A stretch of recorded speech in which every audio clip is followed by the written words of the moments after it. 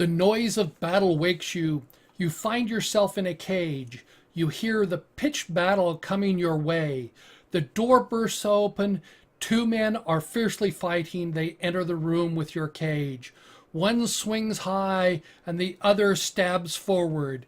The man who stabs, his sword penetrates the chest of the other, through the heart and all the way out the back.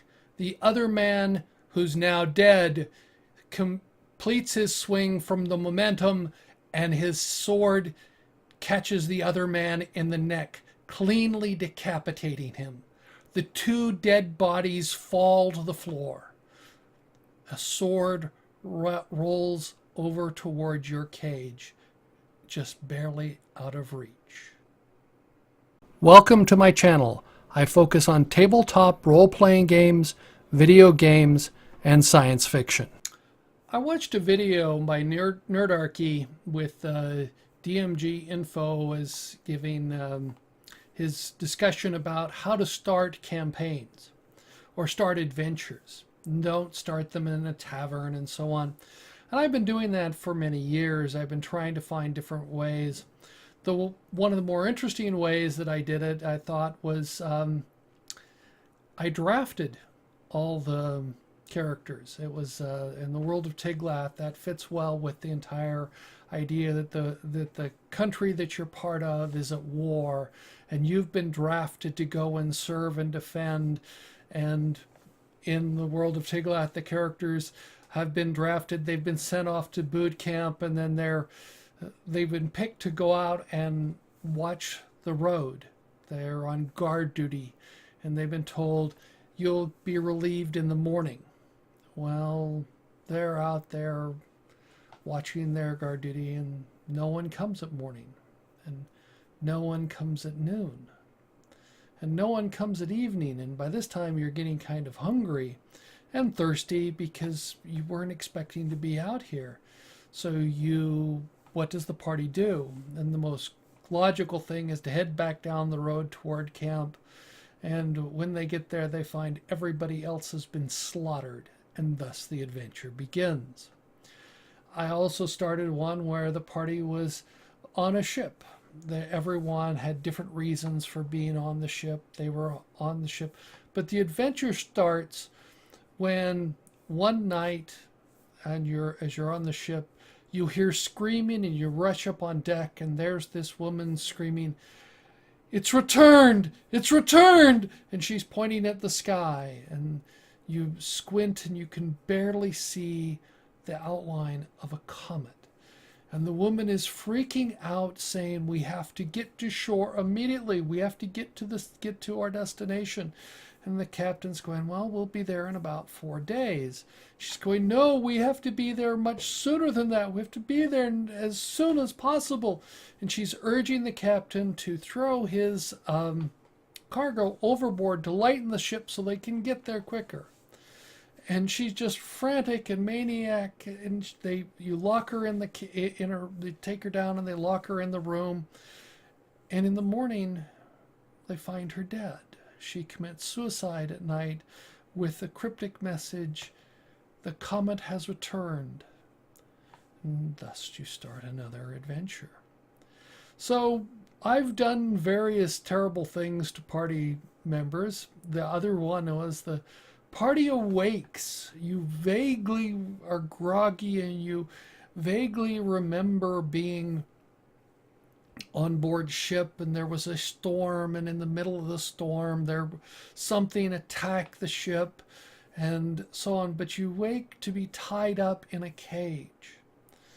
And as you're awakened, you hear the drums as the villagers have you standing around. And when I did this, it was sort of interesting, and the villagers roll to select which one of the party. And one unlucky character was selected, and then he had to save versus ability to persuade them to spare him, and he failed. So his character was immediately slaughtered and cooked and served as dinner. And a few scraps were offered to the party members who were still in their cages. And then the next character comes, they villagers select the next character and they pull him out, and he manages to impress them. So instead of slaughtering him, they tie him down and tattoo him from head to foot, making him an honorary member of their tribe.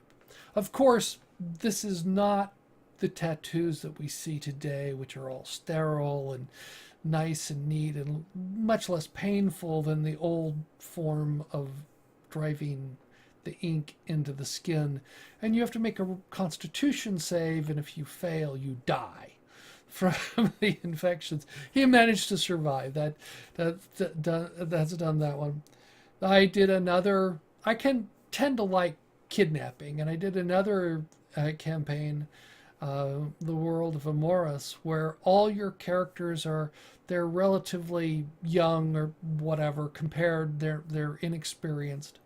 They're only first level characters, and most of them are just coming up. I mean, wizards can be a little bit older, but they're just coming up into their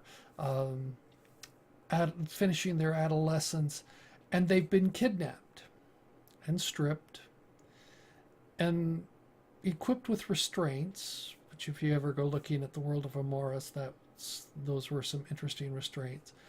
And then they're put in cages and sent on a ship, and the ship is been redirected to someplace different.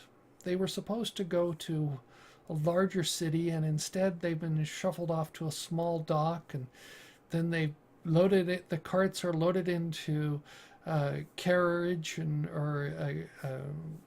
dragged over to a large warehouse, and they're taken into the warehouse, and someone explains to them, "I'm going to let you free.